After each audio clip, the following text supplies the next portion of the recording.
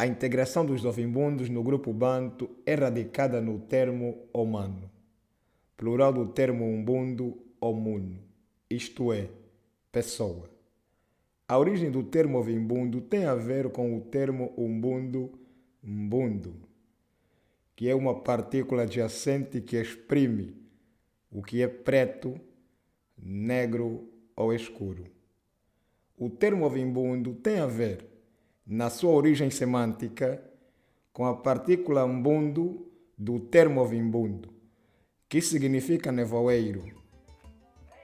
Neste sentido, o termo ovimbundo pode ser diretamente traduzido como os que surgiram do invisível, os que surgiram de modo inesperado, os que surgiram de modo espontâneo, os que surgiram do nevoeiro.